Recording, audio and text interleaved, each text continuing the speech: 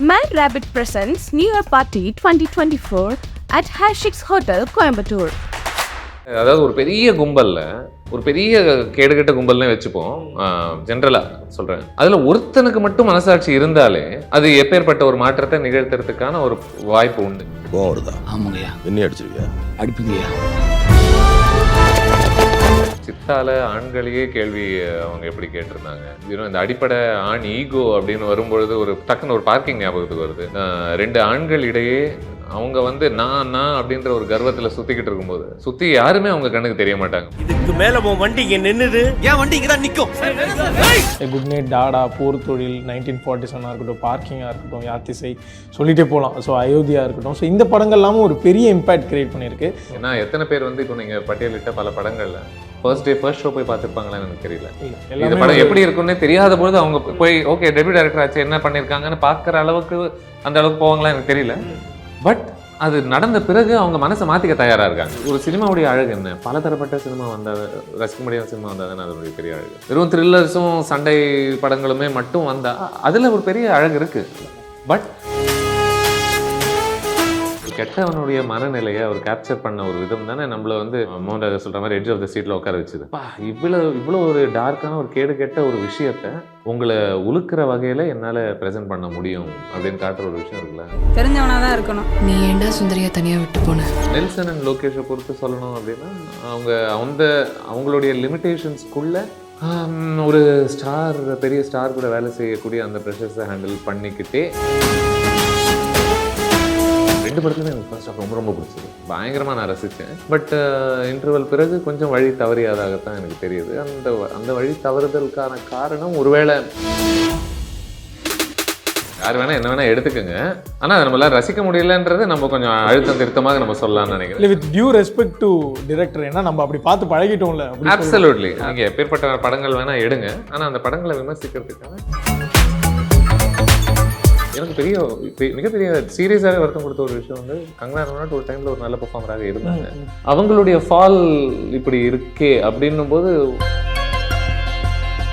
Leo எடுத்துக்கிட்டா அது first டேல எவ்வளோ கலெக்ட் ஆச்சு, ஜெயிலர் வந்தால் ஃபர்ஸ்ட் டேல எவ்வளோ ஆச்சு. ஏன்னா ஜெயிலருடைய லாஸ்ட் ப்ரொமோஷன்ஸ் வரைக்கும் அவங்க அந்த நம்பர் கேம் வச்சு தான் ப்ரொமோட் பண்ணிருந்தாங்க. இது ஒரு விதமான ப்ரெஷர் டாக்டிக்னு தான் எனக்கு தோணுது. ஏன்னா இது இவ்வளோ சம்பாதிச்சது அவ்வளோ சம்பாதிச்சது நீ மட்டும்தான் இன்னும் பார்க்கல அப்படின்றது தான் நமக்கு.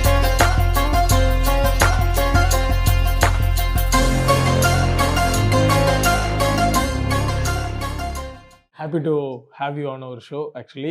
So we know you are a great cinema critic and cinema lover and movie buff. Like இந்த வருஷத்தோடைய சினிமா பற்றி நிறையா அனலைஸ் பண்ணுவோம், ஒரு டிஸ்கஷனாக இருக்கும்னு நினைக்கிறேன். ஸோ ஸ்டார்டிங் வித் லைக் இந்த இயர் வந்து ரொம்ப ப்ராக்ரெசிவ் இயர் ஆஃப் தமிழ் சினிமாவாக நான் பார்க்குறேன். லைக் சின்ன படங்களாக இருக்கட்டும், பெரிய படங்களாக இருக்கட்டும், லைக் அது எப்படி உங்களுக்கு இருக்குது இந்த இயரோடைய தமிழ் சினிமா? நீங்க எப்படி அந்த படங்கள் பேசக்கூடிய அரசியல் மாதிரி சொல்றீங்களா? அந்த பேசக்கூடிய மெசேஜஸாக இருக்கட்டும், இன் டேர்ம்ஸ் ஆஃப் ஃபிலிம் மேக்கிங்காக இருக்கட்டும், நம்ம சர்ப்ரைஸ் பண்ண விதமாக இருக்கட்டும், இந்த இயர் முடிகிறப்போ நமக்கு ஒரு ரீகேப் பார்க்குறப்போ like we had best films அப்படின்னு தோணும்ல. லைக் அந்த விதத்தில் எப்படி ப்ராக்ரெசிவாக நீங்கள் பார்க்குறீங்க? நீங்கள் ப்ரோக்ரெசிவ்ன்ற ஒரு வேர்ட் சொல்கிறதுனால எந்த படங்கள்லாம் என்ன சொல்கிறது ஒரு ஆதிக்கத்தை கேள்வி கேட்குதோ, அதிகாரத்தை கேள்வி கேட்குதோ, எனக்கு என்றைக்குமே அந்த படங்கள் மேலே ஒரு பெரிய சாஃப்ட் கார்னர் உண்டு. ப்ராப்ளி நான் அடிப்படையிலேயே இயல்பாகவே கொஞ்சம் ஒரு இந்த ரிபலிஸ் டைப்போ என்னன்னு தெரியல. அதனால யாராவது நம்மளை வந்து கட்டுப்படுத்த முயற்சி பண்ணாலே அந்த கட்டுப்பாடுலேருந்து யாரெல்லாம் வெளியே போக ட்ரை பண்ணுறாங்களோ, அதனால தான் எனக்கு இந்த இண்டிவிஜுவலிஸ்டிக்காக இருக்கக்கூடிய மனிதர்கள் மேலேயும் அந்த சொசைட்டிஸ் மேலேயுமே ஒரு பெரிய ஈர்ப்பு உண்டு. ஸோ அப்படி பார்க்கும்போது இந்த வருஷம் பல பெரிய இயக்குனர்கள் கூட அதை செஞ்சதில் ஒரு பெரிய சந்தோஷம். பெரிய இயக்குனர்கள் என்ன எஸ்டாப்ளிஷ்டு ஃபில்ம் மேக்கர்ஸை சொல்கிறேன் நான். வெற்றி அஃப்கோர்ஸ் தன்னுடைய ரீசெண்ட் கரியர்லாம் அது ரெகுலராக செஞ்சுக்கிட்டு இருக்கிற ஒருத்தராக தெரிகிறார். அதை மறுபடியும் எனக்கு ஒரு பெரிய ஸ்டாருடைய சப்போர்ட் இல்லாமலும் என்னுடைய நோக்கம் இதுதான், இந்த மாதிரி கேள்விகள் எழுப்புவது தான், சரியான அரசியலை பேசுவது தான் அப்படிங்கிற மாதிரி அவர் வந்து இந்த போலீஸ் டிபார்ட்மெண்ட்டுக்குள்ள அதுக்குள்ள இருந்தே ஒருத்தன் வந்து ஒரு மனசாட்சி உள்ள ஒரு காவல்துறை அதிகாரி ஒருத்தன் இருந்தான்னா எப்படி என்ன நடக்குவாங்க? ஒருத்தன் மட்டும் அல்காரிதம் பிரேக், அந்த ஐடியாவே அதுதானே. அது ஒரு ஃபேசினேட்டிங் ஐடியா இல்லை? அதாவது ஒரு பெரிய கும்பல்ல ஒரு பெரிய கேடுகட்ட கும்பல்னே வச்சுப்போம், ஜென்ரலா சொல்றேன். அதுல ஒருத்தனுக்கு மட்டும் மனசாட்சி இருந்தாலே அது எப்பேற்பட்ட ஒரு மாற்றத்தை நிகழ்த்துறதுக்கான ஒரு வாய்ப்பு உண்டு. எல்லாரும் ஒத்து போய் அடிமைகளாக தன்னை உணர்ந்து சொல்றத மேல சொல்றான், நான் செய்யறேன், நான் ஒரு கருவி அப்படின்னு நினைச்சாதானே ஒரு கெடுதல் நடக்க ஆரம்பிக்குது அந்த இடத்துல. ஸோ அது ரொம்ப இன்ட்ரெஸ்டிங்கான ஒரு ஃபில்ம். மாறி மறுபடியும் மாமன்னன் வழியாக எழுப்பின சில கேள்விகள், அந்த மக்கள் சந்திக்கக்கூடிய ஒரு மன அழுத்தத்தை பொறுத்து எப்படி அவர் பேசின ஒரு விஷயம், சின்ன வயசுலேருந்து ஒரு ஒரு ஃப்ளாஷ்பேக் ரொம்ப பவர்ஃபுல்லாக இருந்துச்சு அந்த ஃபிலிமில். அதுவாக இருக்கட்டும், ஜிகர்தண்டா XX ஒரு மெயின் ஸ்ட்ரீம் சினிமாக்குள்ள அந்த சினிமா லாங்குவேஜில் கொஞ்சம் கூட காம்ப்ரமைஸ் பண்ணாமல் ஒரு ஊருக்கு தேவையான ஒரு அரசியலை பேச முடியும்னு காமிச்சதாக இருக்கட்டும். சித்தால ஆண்களையே கேள்வி அவங்க எப்படி கேட்டிருந்தாங்க. இந்த அடிப்படை ஆண் ஈகோ அப்படின்னு வரும்பொழுது ஒரு டக்குன்னு ஒரு பார்க்கிங் ஞாபகத்துக்கு வருது. 2 ஆண்கள் இடையே அவங்க நான் அப்படின்ற ஒரு கர்வத்துல சுத்திக்கிட்டு இருக்கும்போது சுத்தி யாருமே அவங்க கண்ணுக்கு தெரிய மாட்டாங்க. உங்க மனைவி கர்ப்பமா இருந்தா என்ன, உங்க பொண்ணு உங்களுக்கு அறிவுரை கொடுத்தால் என்ன, எதுவுமே உங்க காதுல கேட்காது. அதுவும் ஒரு நல்ல அரசியல பேசக்கூடிய ஒரு ஃபிலிம் தானே. ஸோ இப்படி யோசிக்கும் பொழுது ப்ரோக்ரெசிவ்னா எனக்கு இதெல்லாம் தான் ப்ரோக்ரெசிவாக தெரியுது. ஸோ இன்னொரு பக்கம் நீங்க சொன்னீங்கல்ல, லைக் ஒரு பெரிய directors, since you said like ஒரு எஸ்டாப்ளிஷ் டேரக்டர்ஸ், வெற்றிமாறனா இருக்கட்டும், லைக் மணிரத்னம் சாரா இருக்கட்டும், கார்த்திக் சுப்ராஜ் அவர்களா இருக்கட்டும், அவங்களுடைய வே ஆஃப் ஸ்டோரி டெல்லிங் ஒரு பெரிய பட்ஜெட்ல இருக்கட்டும், ஒரு பெரிய ஸ்டார்ஸ் வச்சு அவங்க என்னெல்லாம் சொல்லணுமோ அதை சொல்லிட்டு இருக்காங்க.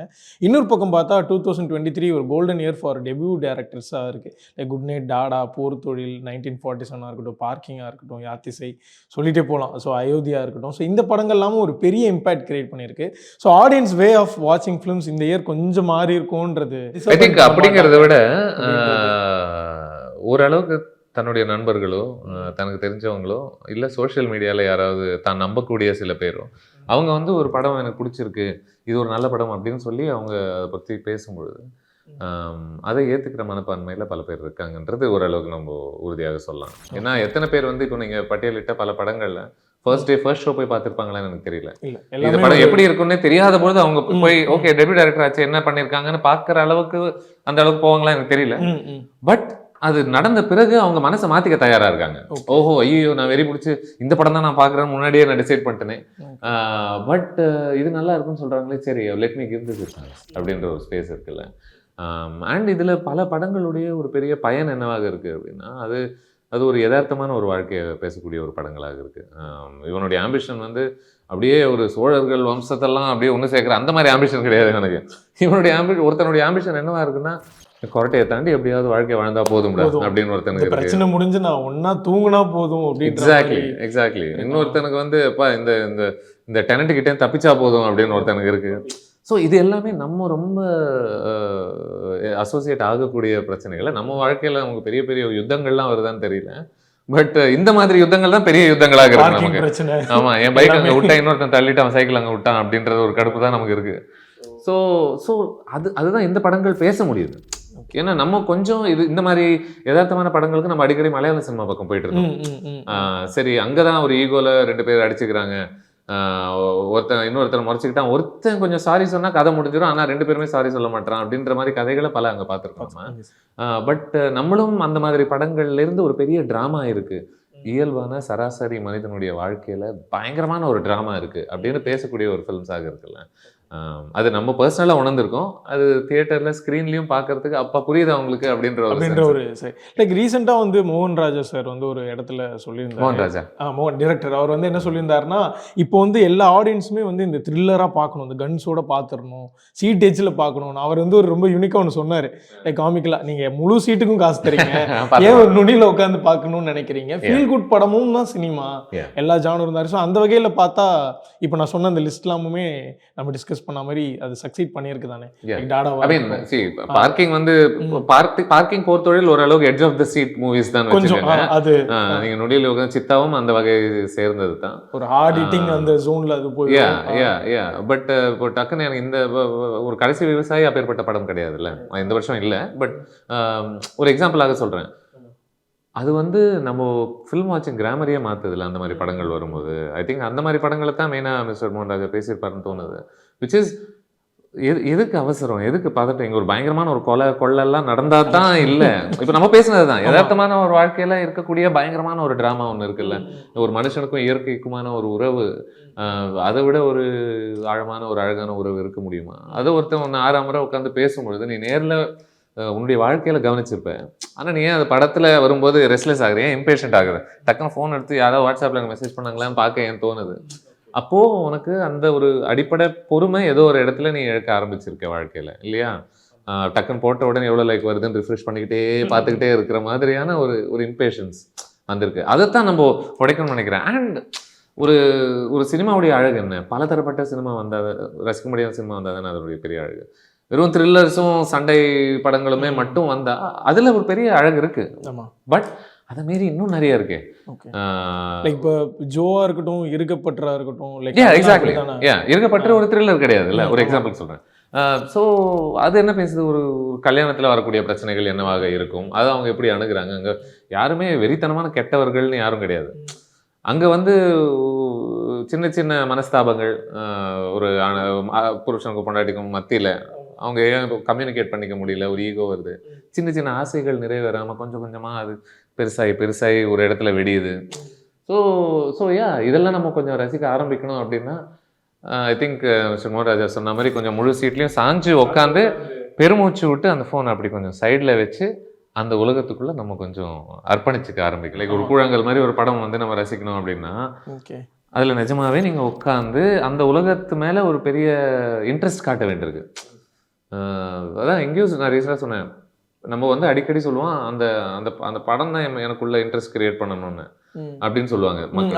எனக்கு போர் அடிக்குதுன்னா அது படத்தோட தப்பு, ஏன் தப்பு இல்லைன்னு. பட் உண்மை அது இல்லை. இப்போ நீங்க ஒரு புது மனிதரை சந்திக்கிறீங்க அப்படின்னா, நீங்க ரசிச்ச மனிதர்கள் போலவே அவன் இல்லை அப்படின்னா, இல்லை எனக்கு நான் ரசிச்ச மனிதர்கள் போல அவன் இருந்தால் தான் நான் கூட பேசுவேன் நீங்க போயிட்டீங்கன்னா, அது அவனுடைய தப்பா உங்க தப்பா? நம்ம தப்பு தான் இல்லையா? அவனும் தன்னை இன்ட்ரெஸ்டிங் ஆக்கிக்கணும். பட் அவனுக்குள்ள என்ன இன்ட்ரெஸ்டிங்காக இருக்கலாம், எனக்கு தெரியாத ஒரு விஷயங்கள் இருக்கலாமோ அப்படின்றதுக்கு நீங்களும் கொஞ்சம் ஓப்பன் மைண்டடா உங்களை வச்சுக்க வேண்டியிருக்கு. ஓகே, ஸோ கொஞ்சம் பழகணும் அந்த விஷயங்களுக்கு. ஸோ இதுக்கு அடுத்தபடியாக இந்த 2023 ஃபிலிம்ஸில் actors and directors who redefine தெம்செல்வ்ஸ்னா நீங்கள் யாரெல்லாம் பார்க்குறீங்க? ஆக்டர்ஸ் அப்படின்னு சொல்லணும்னா சரத்குமார் அவருடைய பயணத்தை இன்னும் தொடர்ந்துக்கிட்டு இருக்காரு. இது இந்த வருஷம் ஆரம்பித்த ஒரு டிரான்ஸ்ஃபர்மேஷன் கிடையாது. நம்ம இன்னைக்கு மிகப்பெரிய நட்சத்திரங்கள்னு பேசக்கூடிய எல்லாருக்குமே ஒரு காலத்துல பயங்கரமான டஃப் ஃபைட் கொடுத்தவர். அவங்களோட பெட்டராகவே ஒரு ஃபேஸ்ல இருந்தவர். ட்ரிபிள் டிஜிட் சில்வர் ஜூப்ளிலாம் வச்சிருந்தவர், லைக் ப்ராப்பர் ஸ்டார் இல்ல. பட் அங்கிருந்து அவர் தன்னைத்தானே அடாப்ட் பண்ணிக்கிட்ட விதம் கட்டாயத்தினாலேயோ எதனால வேணா இருக்கலாம்.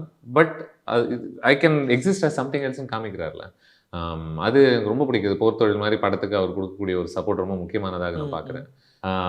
பெரிதும் மக்களால் வரவேற்கப்படாத அப்படின்னு நான் நினைக்கிறேன். தப்புன்னு சொல்றேன். வாரிசு நிறைய பேர் பெருசா பிரைஸ் பண்ண மாதிரி என் பார்வைக்கு தெரியல. நான் இங்க வச்சிருந்தேன், சொல்லிட்டீங்க நீங்க. அதுலயும் எனக்கு சரத்குமாரோடைய ஒரு பெர்ஃபார்மன்ஸ் ரொம்ப பிடிச்சது.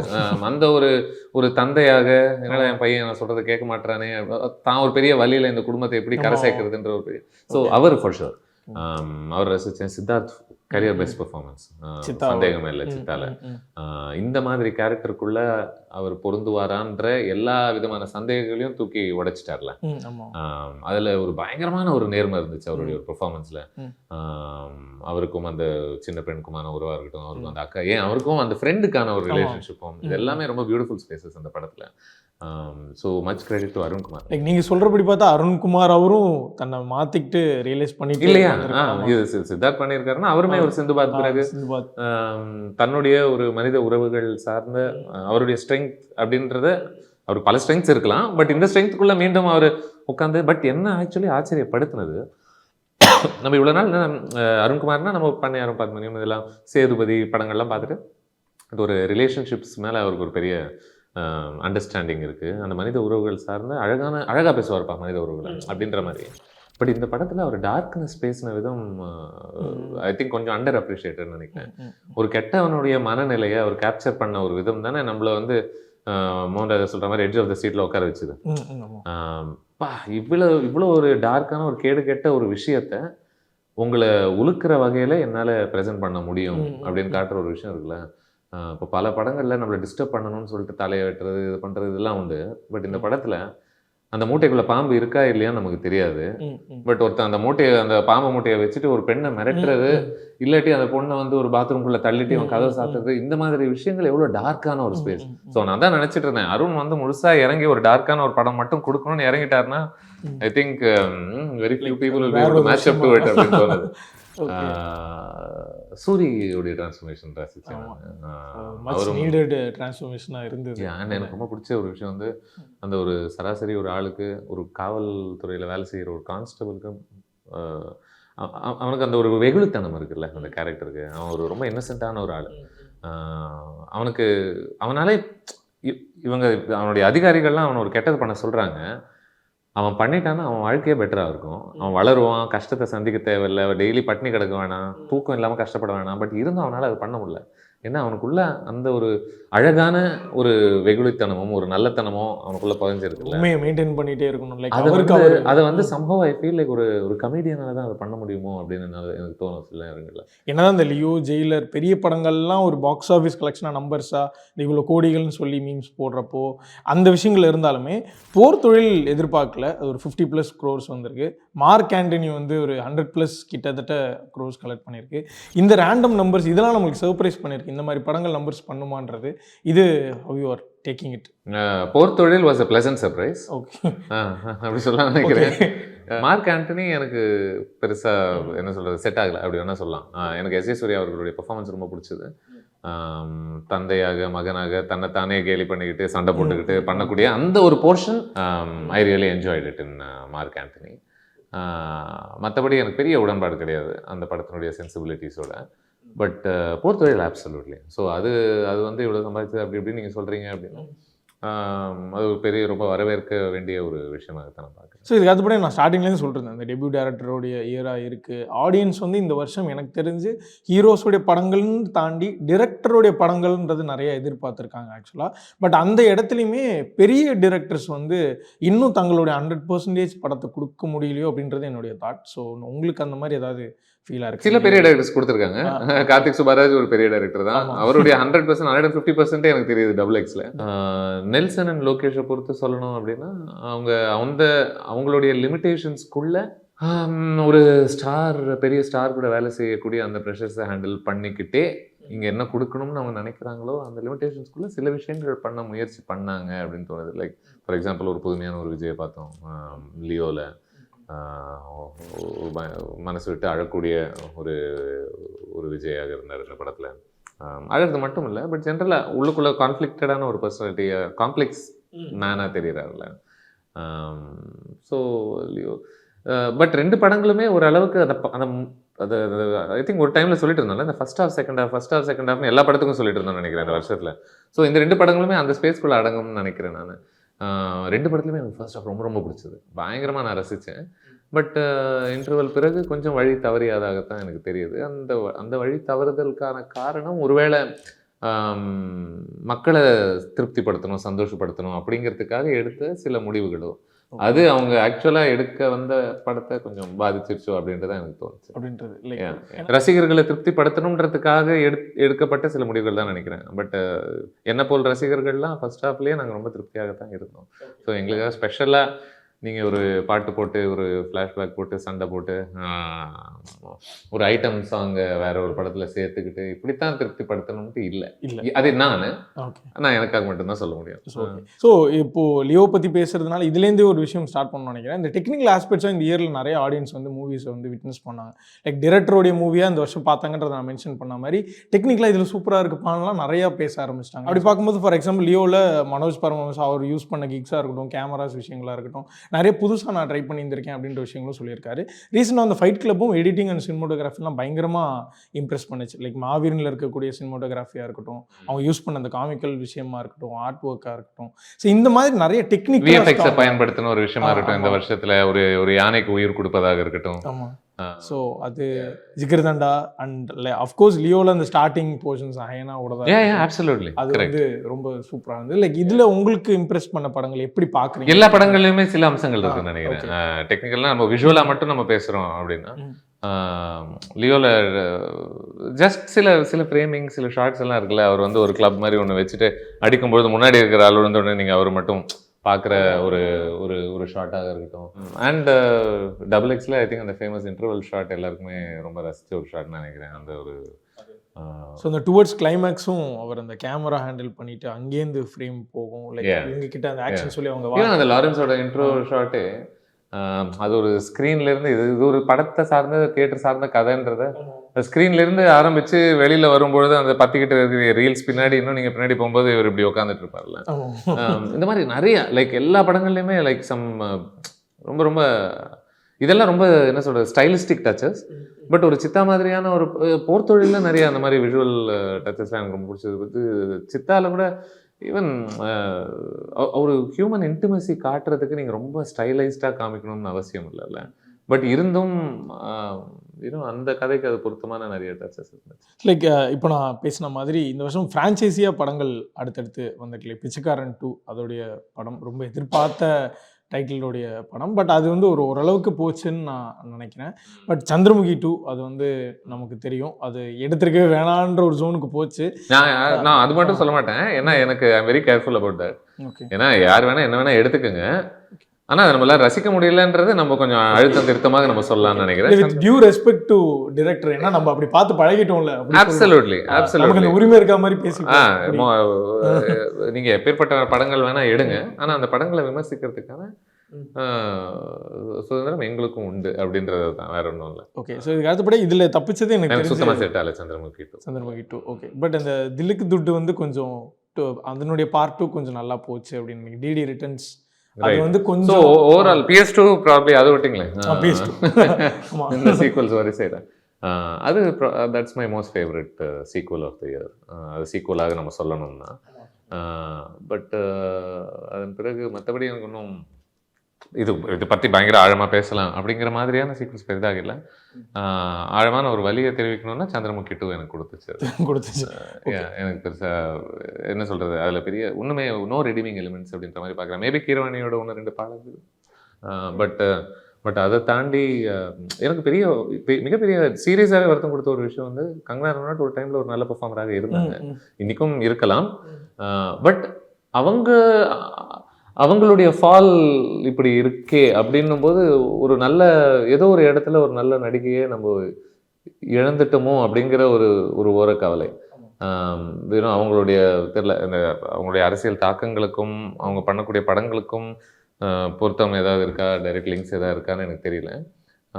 பட் ஏதோ ஒரு இடத்துல கொஞ்சம் அந்த வழி தவறுதல் நடந்துருச்சோ அப்படின்ற அதுவும் இந்த மாதிரி படம் பார்க்கும்போது கண்டிப்பாக அது மைண்டில் இருந்துகிட்டே இருந்துச்சு. வாவ், இந்த கங்கனாவா நம்ம ரசிச்ச கங்கனா இத்தனை படங்கள்ல அப்படின்ற ஒரு கேள்வி. But obviously it's not just a fault. படமே வாஸ் வெரி பேட்லி ரிட்டன் நினைக்கிறேன். ஸோ இப்போ நம்ம பேசிகிட்டு இருந்தபடி பார்த்தா லைக் என்னதான் முன்னாடிலாம் வந்து நம்ம ஒரு போஸ்டர் பார்த்தாலோ இல்லை நம்ம முன்னெல்லாம் வந்து ஊர்லலாம் இந்த செவுத்தில் ஒட்டுவாங்க, அதை பார்த்து ஒரு இம்ப்ரெஷன் வரும், படத்துக்கு போவோம். பட் அது நாளாக இன்றைக்கி டிஜிட்டல் வைஸ் பார்க்குறப்போ என்னதான் ஃபர்ஸ்ட் லுக் போஸ்டர்ஸ் வந்து ஒரு வெல் டிசைன்டு ஒரு மாதிரி ஒரு நிறைய அந்த இல்லை டீகோட் பண்ணுற மாதிரிலாம் நிறையா வந்தாலுமே, குறியீடுகளோடு வச்சு வந்தாலுமே அந்த படத்துக்கான நம்பர்ஸாக வர போஸ்டருக்கு அப்புறமா அதனோட இம்ப்ரெஷன்ஸ் அதிகமாகுதுன்றது ஒரு ஜோனாக இப்போ கிரியேட் ஆகிடுச்சு. இப்போ ஃபார் எக்ஸாம்பிள் இன்னைக்கு விஜய் சாரோட படம் இப்போ ரீசெண்டாக எடுத்துக்கிட்டால் லியோ எடுத்துக்கிட்டால் அது ஃபஸ்ட் டேல எவ்வளோ கலெக்ட் ஆச்சு, ஜெயிலர் வந்தால் ஃபஸ்ட் டேல எவ்வளோ ஆச்சு. ஏன்னா ஜெயிலருடைய லாஸ்ட் ப்ரொமோஷன்ஸ் வரைக்கும் அவங்க அந்த நம்பர் கேம் வச்சு தான் ப்ரொமோட் பண்ணிட்டுருந்தாங்க. எனக்கு இதுக்கு முன்னாடி நான் ரஜினி சாருடைய படங்கள் நான் சின்ன வயசுலேருந்து பார்த்துருக்கேன், பெரிய பிரம்மாண்டமாக பார்த்த ஸ்டார்ஸ். அவருக்கு இந்த நம்பர்ஸ் தேவையில்லைன்னு நான் நினைக்கிறேன். அவர் அதை தாண்டி ஒரு லார்ஜ் இந்த லைஃபாக இருந்திருக்காரு. பட் இருந்தாலும் ஜெயிலருடைய என் ப்ரொமோஷன்ஸ் வரைக்கும் இவ்வளோ வந்திருக்கு, ஒரு 600+ வந்திருக்கு. ஸோ இது ஒரு பெரிய ஐ திங்க் ஒரு பெரிய ஒரு ஏஜ் ஆஃப் ஃபோமோவில் இருக்கும்ல நம்ம எல்லாருமே. இந்த ஃபோமோன்னா என்ன, ஃபியர் ஆஃப் மிஸ்ஸிங் அவுட்ன்ற ஒரு விஷயம் ஒன்று இருக்குல்ல, அதுதான் அடிக்கடி எல்லாம் சொல்லுவாங்க. ஒரு 10 பேர் போய் ஒரு இடத்த நான் இங்கெல்லாம் போயிட்டேன்னு சொல்லும்போது அந்த 11வது ஆளுக்கு வந்து நம்மளாம் சோஷியல் க்ரீச்சர்ஸ் இல்லை மனிதர்களாக. ஸோ நம்ம ஐயோ அவங்க பார்த்த அனுபவம் நான் மிஸ் பண்ணிட்டேனோ அப்படின்ற ஒரு பதட்டத்தை உருவாக்கும் பொழுது அவன் அந்த அனுபவம் வந்துட்டு அதை ஒரு 10 பேர் ரசிச்சாங்கன்ற ஒரு ப்ரெஷர் இருக்கும்போது அவன் உண்மையிலேயே ரசிக்க முடியலன்னா கூட எனக்கு சரி ஓகே நம்ம அட்ஜஸ்ட் பண்ணிக்கணும் போல, இது நல்லா தான் இருக்கு போலன்னு ஒரு உளவியல் ரீதியாக அவனுக்குள்ள ஒரு பிளே ஒன்று நடக்குதுல்ல. இது ஒரு விதமான ப்ரெஷர் டாக்டிக்னு தான் எனக்கு தோணுது. ஏன்னா இது இவ்வளோ சம்பாதிச்சது அவ்வளோ சம்பாதிச்சது நீ மட்டும்தான் இன்னும் பார்க்கல அப்படின்றது தான் நமக்கு காது கொழுது. என்ன இவ்வளோ நம்பர் வந்திருக்கு உனக்கு பிடிக்கல, 300 கோடி சம்பாதிச்சிருக்கு அப்படின்னா அதில் இன்னொரு 100 ரூபா இல்லை பாரு, உலகமே பார்த்துருச்சு நீ இன்னும் பார்க்கலன்ற ஒரு சென்ஸ் ஒன்று கிரியேட் ஆகுதுல்ல. ஐயோ எல்லாரும் பார்த்து என்ஜாய் பண்ணிட்டாங்க நான் மட்டும் தான் பார்க்கலையோன்ற ஒரு சென்ஸுக்குள்ளதான். Of course it's one of many என்ன சொல்றது advantages of doing such a திங்னு நினைக்கிறேன். ஸோ மேபி இப்படி ப்ரெஷர் பண்ணும்போது ஒரு நல்லா பண்ணதே நீ இன்னும் பார்க்கலையேன்ற ஒரு சென்ஸில் தென் வர்றதுக்கான ஒரு வாய்ப்பு உண்டோ? ஏன்னா இன்னைக்கு நீங்க ஒரு படத்தினுடைய ஆழத்தெல்லாம் பயங்கரமா பேசினா எத்தனை பேர்கிட்ட போய் சேருதுன்ற ஒரு கேள்வி ஒன்று இருக்குல்ல. நாங்க இந்த பாலிடிக்ஸ் எல்லாம் பேசியிருக்கோம், இந்த படத்துல இப்படிப்பட்ட ஒரு விஷுவல் ட்ரீட்மெண்ட்லாம் இருக்கு, ஃபர்ஸ்ட் டைம் தமிழ் சினிமா இப்படிலாம் நாங்கள் எடுத்திருக்கோம், அப்படி இப்படின்னா அதுக்கு எத்தனை பேர் வருவான்னு தெரியல. பட் இதுவே நாடே தான் பார்த்துக்கிட்டு இருக்கு அப்படின்னு சொன்னா சரி நானும் வரேன் அப்படின்னு சொல்லிட்டு வரதுக்கான ஒரு வாய்ப்பு இருக்கோ அப்படின்னு யோசிக்க வைக்கிறது வேற ஒன்றும். எனக்கு இந்த ஜெயிலர் லியோ மாதிரி ஜவானும் ஒரு எக்ஸாம்பிளாக தோணுது. ஏன்னா அட்லி அவர்களுமே ரீசனாக நிறைய பேசும்போது நான் இங்கேருந்து போயிருக்கேன், நான் ஃப்ரம் நத்திங் டு இன்னைக்கு ஒரு இந்தியாஸ் ஒரு பிக்கெஸ்ட் ஒரு கமர்ஷியல் டிரெக்டராக மாறி இருக்கேன். இந்த 1000 crores கலெக்ட் பண்ணதை அவர் மென்ஷன் பண்ணியிருக்காரு. லைக் அப்படி பண்ணும்போது யார் வேணா பண்ணலான்ற மாதிரியான ஒரு விஷயம் தான் நான் கொடுக்கணும்னு நினைக்கிறேன். பட் அதை தான் நம்ம உடைக்க வேண்டியிருக்குன்னு நினைக்கிறேன். அதாவது அதுவே வெற்றி அல்ல, அது மட்டுமே வெற்றி அல்ல அப்படி சொல்லலாம். அது மட்டும் இப்போ அந்த ஒரு பிம்பம் நம்ம உருவாக்கிட்டோம் அப்படின்னா, ஐ திங்க் இந்த கான்வர்சேஷன் ஒரு வாட்டி நானும் மிஸ்டர் தியாகராஜன் குமாராஜ் பேசும்போதும் வந்துச்சு. வெற்றின்னா என்ன, இருக்கிறதுலேயே பயங்கரமா சம்பாதிச்சுட்டு இவ்வளோ பணம் சேர்த்து வச்சுட்டேன், எல்லாம் பண ரீதியான வெற்றிகள் மட்டும்தான் குவிக்கணுமா என்ன? இப்போ நீங்க ஒரு கம்மி படத்தை உங்க ப்ரொடியூசருக்கு ஒரு ப்ராஃபிட்டபிளான ஒரு ஃபில்மாக அதை அமைச்சு கொடுத்தா கூட அதுவும் ஒரு பெரிய ஒரு போர்த்தொழில் ஒரு பெரிய வெற்றி தானே. நீங்க சொல்றதை பார்த்தா அது நம்பர்ஸ் ரீதியாகவும் நீங்க சொன்னீங்க பயங்கரமா சம்பாதிச்சதுன்னு. பட் மேல மேல மேல மேல மேல போயிட்டே இருந்தாதான் வெற்றின்னு கிடையாது. நீங்க ஒரே ஒரு இடத்துல நீங்க ஆசைப்படக்கூடிய சினிமாக்களை எடுத்துக்கிட்டு நீங்க லவ்வோட எடுக்கக்கூடிய கதைகளை பேசிக்கிட்டு உங்களுக்கு உங்க மனசாட்சிக்கு, பிகாஸ் இந்த வருஷத்துல பல மனசாட்சியை வச்சு நிறைய படங்கள் வந்திருக்கு அப்படின்றதுனால உங்க மனசாட்சிக்கு விரோதமான கதையை நீங்க எழுதாம நீங்களே ஃபர்ஸ்ட் அதை ரசிக்க முடிஞ்ச ஒரு கதை நீங்க எடுத்தாரு, அது வெற்றி. அதோட பெரிய வெற்றி என்ன இருக்க முடியும் இன்னைக்கு உண்மையை கேட்க போனா? ஏன்னா இன்னைக்கு சுத்தி இருக்கக்கூடிய ஒரு ப்ரெஷர்ல ஒருத்தர் தன்னுடைய மனசாட்சிக்கு நேர்மையாக நடப்பது தானே மிகப்பெரிய கடினமான ஒரு விஷயமாக இருக்கு. எல்லாமே பண ரீதியான ஒரு வளர்ச்சியை நோக்கி தான் போனால்தான் வெற்றி அல்ல அப்படின்னு சொல்றேன். அப்படி போய் வெற்றி அடைஞ்சவங்களுக்கு எனக்கு ரொம்ப சந்தோஷம். Like for example mister Atli Singh இங்கிருந்து நான் அங்கே போய் 1000 கோடி நான் சம்பாதிச்சேன் பாரு அப்படின்னு சொல்றாருன்னா பெரிய சந்தோஷம், ஹாப்பி ஃபார் யூ. பட் அதை பார்க்குற எல்லாருமே ஓகே நம்மளும் அங்கத்தான் அதுதான் என்னுடைய இலக்கு, அதுதான் என்னுடைய ஒப்ஜெக்டிவ், அங்கே போகிறதுக்கான ரோடைத்தான் நான் தேர்ந்தெடுக்கணும்னு அவங்க நினைக்கக்கூடாதுன்னு நான் நினைக்கிறேன். அது ஒரு வழி. இங்க பல்வேறு வழிகள் இருக்கு, அந்த வழிகள்ல வேற வேற சந்தோஷங்கள் இருக்கு. மேபி இந்த ஒரு பிரதான வழியுடைய இன்னும் ஆத்மார்த்தமான சந்தோஷங்கள் வேற எங்கேயோ கிடைக்கலாம்.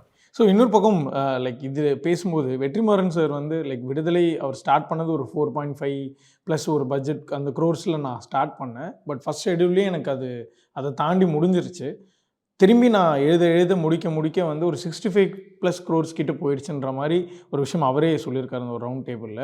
பட் இது எப்படி எடுத்துக்கிறதுன்னு எனக்கு தெரியல. லைக் இது உங்களுக்கு இது ஓகேவா படுதா? இந்த ஐயோ நான் ஒரு ப்ரொடியூசர் இல்ல அப்படி சொல்லல, எனக்கு புரியுது. லைக் நம்ம வெற்றி என்ன பேசினாலும் இன்னைக்கு நம்ம அதை எடுத்துக்கிறோம், அதனால. But what I can say is அவருக்கு அவரோட சிஸ்டம் இருக்கு போல இருக்கு. அண்ட் அவரை நம்பக்கூடிய ஃபைனான்சியர்ஸ் அண்ட் ப்ரொடியூசர்ஸ் இருக்காங்க, அவர் நம்பக்கூடிய டேலண்ட்ஸ் இருக்கு. ஏன்னா அதை அவர் சம்பாதிச்சிருக்காரும் கூட. பல குவாலிட்டி ஃபிலிம்ஸ் அவருடைய ஃபில்மோகிராஃபியில் எடுத்து வணிக ரீதியான வெற்றி படங்களையும் கொடுத்துருக்காரு இல்லையா. ஸோ அந்த நம்பிக்கையை அவர் சம்பாதிச்சிருக்காரு. ஸோ அந்த நம்பிக்கையின் அடிப்படையில் அவருக்கு சில சுதந்திரங்கள் கொடுக்கப்பட்டிருக்கிறதாகத்தான் எனக்கு தெரியுது. ஸோ அந்த இன்னும் அவங்களுக்கு சந்தோஷம் கொடுத்துக்கிட்டே இருக்கும் பொழுது அவங்க சில லீவேஸ்ன்னு சொல்லுவோம் இல்லையா, அதையும் அவங்க வழங்க மாட்டாங்க. அது அவருடைய டைனமிக்ஸ். மேபி சில பேருக்கு அதான் சொல்றேன், பல சிஸ்டம்ஸ் இருக்குல்ல, இதுதான் ஒரே சிஸ்டம் ஆஃப் இதுன்னு நம்ம சொல்ல முடியாதுல்ல. உங்களுக்கு எது ஒர்க் அவுட் ஆகுதோ அது ஒர்க் அவுட் ஆகுற வரைக்கும் நீங்க அதை பண்ணலாம். அது ஒரு இடத்துல ஒர்க் அவுட் ஆக மாட்டேங்குது அப்படின்னும் பொழுது உங்க சிஸ்டம்ல இருக்கக்கூடிய பிரச்சனைகள் என்ன நீங்க புரிஞ்சு அது திருத்திக்க வேண்டிய அவசியம் ஒன்று உருவாகுது. நீங்க வந்து டெய்லி நான் செட்டுக்கு தான் போவேன், செட்டுக்கு போயிட்டு ஒரு ஒன்லைனர் மட்டும்தான் நான் கதையில வச்சிருக்கேன். செட்டுக்கு போயிட்டு டேட்ஸை பொறுத்து அன்னைக்கு என்ன காட்சி எழுதுதுன்னு அன்னைக்கு காலையில் டக்குன்னு எழுதிட்டு நான் ஷூட் பண்ணிடுவேன் அப்படின்ற மாதிரியான சிஸ்டம் உங்களுக்கு வெற்றிகரமான படங்கள் அமைக்க உதவினால் அது தப்புன்னு சொல்றதுக்கு நான் யார்? உங்களோட வே ஆஃப் மேக்கிங்கா இருக்கும். அதான் மேபி அது உங்களுக்கு வெற்றிகள் குவிக்கலாம். உங்களுக்கு மேபி செம்ம திறமைசாலியா இருக்கலாம். நீங்க லாஸ்ட் வரைக்குமே அப்படியே படம் எடுத்து பயங்கரமா ஹிட்ஸ் அண்ட் குவாலிட்டி ஃபிலிம்ஸை கொடுக்க முடியலாம். பட் என்ன சொல்றது, நான் ப்ராபப்ளி நம்பக்கூடிய இன்னும் கொஞ்சம் ரிலையபிளான சிஸ்டம் நான் நினைக்கிறது எழுதுகிற வேலைகள் எல்லாம் முடிச்சுட்டு அங்கே செய்ய வேண்டிய மாற்றங்கள் செஞ்சுக்கிட்டால் இன்னும் ஒரு தெரில. I'm not film maker, but as a writer அது இந்த ரைட்டிங்கில் ரொம்ப ஆர்வம் இருக்கக்கூடிய ஒருத்தனாக இருக்கிற பட்சத்தில் I can say this. So இதுக்கு அடுத்தபடியாக பேன் இந்தியா அப்படின்ற ஒரு கல்ச்சர் அது நிறையா ப்ரொக்ரெசிவாகவும் போயிருக்கு. என்னுடைய ஒப்பீனியனில் ஒரு சில இந்த பேன் இந்தியா பிராண்டை வச்சு படங்கள் கொஞ்சமாக ஸ்கேம் பண்ணி சோஷியல் மீடியா டேர்மாக சொல்லணும்னா ஸ்கேம் பண்ணி கொஞ்சம் ப்ரெசென்ட் பண்ணி இது ஓடிடுச்சு நம்பர்ஸ் வச்சு சமாளிக்கிறாங்களோன்னு தெரியுது. பட் இருந்தாலும் இந்த இயர் வந்து நம்மளுடைய ஹீரோஸ் வந்து அதர் லாங்குவேஜ் டைரக்டர்ஸோட போனது, பைலிங்கோலாக படம் பண்ணதுன்னு பார்த்தா வாத்தி ஒன்று தனுஷ் அவர்கள் பண்ணது, இன்னொன்று வாரிசு விஜய் அவர்கள் தெலுங்காக இருக்கட்டும் இங்கே தெலுங்கு டைரக்டரோட பண்ண இந்த கொலாபரேஷன்ஸ் வந்து கொஞ்சம் ஹெல்த்தியாக இருந்த மாதிரி எனக்கு தெரிஞ்சது. லைக் உங்களுடைய எல்லாருமே எல்லாருக்கூடையும் கொலாபரேட் பண்ணி நல்ல ஒர்க்கால உருவாக்க முடிஞ்சதுன்னா அது ஒரு ஹெல்தி கொலாபரேஷன் தான் ஃபார் ஷுர். ஓகே. பட் வாத்தி படம் தெரியல, எனக்கு சில பிரச்சனைகள் இருந்துச்சு. அதில் முழுமையான ரசிச்ச ஒரு படம் கிடையாது. வாரிசு உலகம் வெறுத்த அளவுக்கான மோசமான ஒரு படமாக என் கண்ணுக்கு தெரியல. எனக்கு தெரியல, நல்ல வேளை I found another person. Thank you. Like one of the years best ஃபிலிம்ஸ்னு ஆப்வியஸ்லி சொல்ல மாட்டோம். பட் அதில் கண்டிப்பாக ரிடீமிங் எலிமெண்ட்ஸ் லைக் தமிழோட மியூசிக்லாம் எனக்கு ரொம்ப பிடிச்சது. அந்த பாடல்கள்லாம் லைக் ஐ என்ஜாய்ட் இட். அந்த ஒரு பெரிய கமர்ஷியல் வேல்யூ இருக்குன்னு நினைக்கிறேன் அதில். ஸோ யா இந்த லைக் த ஃபேக்ட் தட் அவங்க இந்த ஒரு பவுண்டரி தாண்டி நான் உன்னுடைய லாங்குவேஜில் ஒரு படம் ஒன்று பார்த்து அது எனக்கு ரொம்ப பிடிச்சிருக்கு அப்படின்னும் போது தான் நான் உங்க கூட கொலாபரேட் பண்ணுறேன். So the fact that I am open to that idea. I am அப்படின்னா அது என்ன காமிக்குதுன்னா I am open to consuming films from different languages. I am open to seeing. அப்படி தானே எல்லாருமே சேர்ந்து வளர முடியும். உங்கள் சிஸ்டம் என்னன்றது என்னால் புரிஞ்சிக்க முடியும், உங்கள் சிஸ்டம் என்னன்றது புரிஞ்சிக்க முடியும், சென்சிபிலிட்டிஸ் மிக்ஸ் ஆகும். So I don't know, I always think it's healthy. Like எனக்கு one of my favourite things இப்போ வந்து ஹிந்தி சினிமா வந்து விஜய் சேதுபதி வரவேற்ற விதம் எனக்கு ரொம்ப பிடிச்ச ஒரு விஷயம். அங்கே வந்து ஒரு பெரிய அன்பு இருக்குது அவர் மேலே. அவர் பண்ண சில படங்கள்லேயே அவருக்கு ஒரு என்ன சொல்கிறது, நான் I think Goa film festival போயிருந்தேன் ரீசெண்டாக. அங்கே வந்து அவர் காந்தி டாக்ஸ் அப்படின்ற ஒரு டைலாக்ஸே இல்லாத ஒரு ஃபிலிம், ஒரு சைலண்ட் ஃபிலிம் ஒன்று பண்ணி ரஹ்மான் மியூசிக்கோட, அதோடைய ஒரு ஸ்க்ரீனிங் போயிருந்தேன். அங்கே அவரும் வந்திருந்தார். அவருக்கான ஒரு வரவேற்பை நான் அங்கே பார்த்தேன் அந்த ஒரு நான் தமிழ் ஸ்பேஸ்க்குள்ளே. பயங்கரமாக ரசிக்கிறாங்க. ஸோ அதுவும் இந்த மாதிரி ஒரு கிராஸ் கொலாபரேஷனில் உருவான ஒரு வளர்ச்சி தானே. அப்போ இப்போ அவரை வந்து அந்த மாதிரி ஸ்பேசஸ்குள்ளலாம் பார்க்கும்போது அங்கே அவர் புதுசாக சில விஷயங்கள் பண்ணுறதுக்கான ஒரு வாய்ப்பு அவருக்கும் அமையுது இல்லை. So more opportunities, more films for us. Mad Rabbit presents New Year Party 2024 at Hashix Hotel, Coimbatore.